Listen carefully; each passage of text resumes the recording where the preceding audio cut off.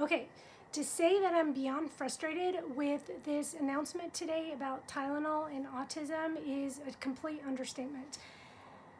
And I've been praying a lot about trying to find my voice and figure out what is it that, what is my voice? Well, I don't know, maybe I found it because do I believe that Tylenol has a role? Yes, Tylenol is not good. I knew that many years before I got pregnant. I stayed away from Tylenol. I never took it during my pregnancy. Never, ever take Tylenol. It messes up with your liver. Therefore, you can't detoxify. Autistic kids are notorious poor detoxifiers. So yes, there is a role. But what is Tylenol doing? It's blocking detoxification. But if we're thinking about, okay, what is going on with a child who's autistic? They are toxic, right? They're full of toxins. They're full of metals. They're full of chemicals. Their bodies can't detoxify. Now, Tylenol might have helped to block the detoxification. In my case, none of us had Tylenol. But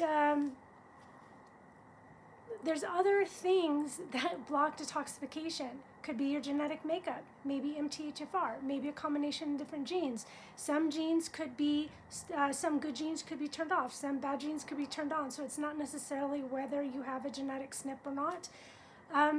Also, I remember research many years ago saying if you donated the cord blood when the baby was born. We did that. They don't get that last minute pulsing. I didn't know that at the time, but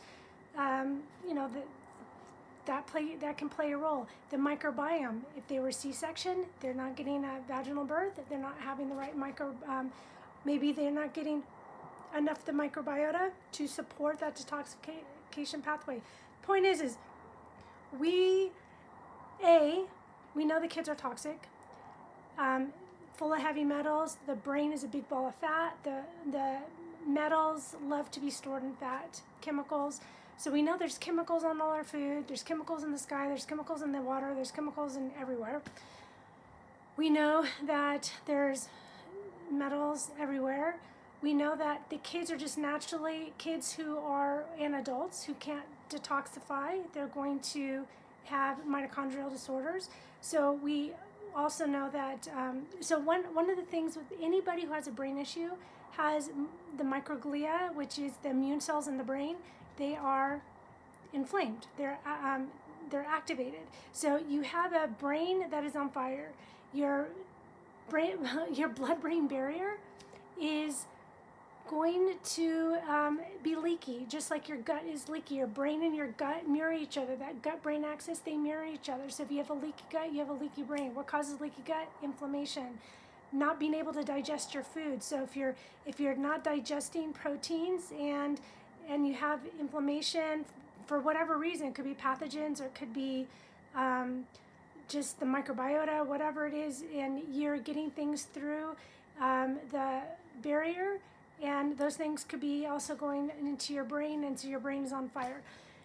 So it is not simple to say that one thing, in fact, I believe it's grossly inaccurate to say that one thing is causing it. One thing could be contributing to the mechanism or to the pathway that is causing inflammation in the brain. But it's like, well, what's causing the inflammation? Well, in one kid, it could have been too much of XYZ toxin. In another kid, it could have been too much of ABC toxin. In another kid, it just could be that he had no detoxification threshold, so anything was too toxic for him. It could be a host of things. So, am I glad that they shed some light on Tylenol? Sure. But I'm really, really worried that people are going to go, okay, well, there we go. I mean, I'm sure there's so many parents like me that are savvy enough to go, no, it's way deeper than that. But I'm afraid that the public now is going to be appeased and go, okay, we found our cause. So now the food industry has no more responsibility, the chemicals or whatever, the water supply. No, everybody else, nobody has any more responsibility anymore. And the same things that are contributing to autism, because what's happening with autism is the detoxification problem, the inflammation in the brain is happening when they are in the womb, or maybe right after birth, but pretty much when they're in the womb.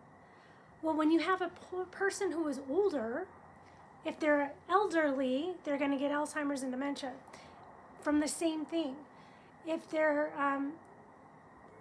if you already have a brain that's like kind of developing, and let's say your toxic insult was as a teenager, or maybe as a child, let's say you're a child, maybe it'll be more ADHD or more dyslexia. I mean, it can manifest. It's the same inflammation, the same microglia activation, the same toxins, but it manifests differently depending when was the onset and where it's affecting the brain. Because wherever the brain is developing at the time, that's the part of the brain that's going to be most affected.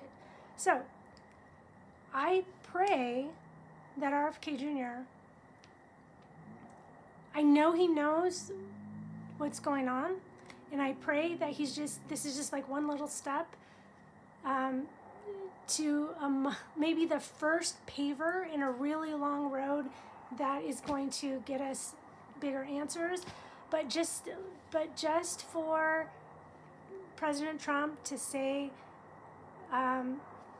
that's it, we think we found the answer, we're not going to do that anymore, I think that's very naive, to say the least, I'm going to say. All right, so there's my rant. Maybe I found my voice. I'm going to maybe I'll follow this a little bit more closely, and I'll keep reporting on it. Okay, bye.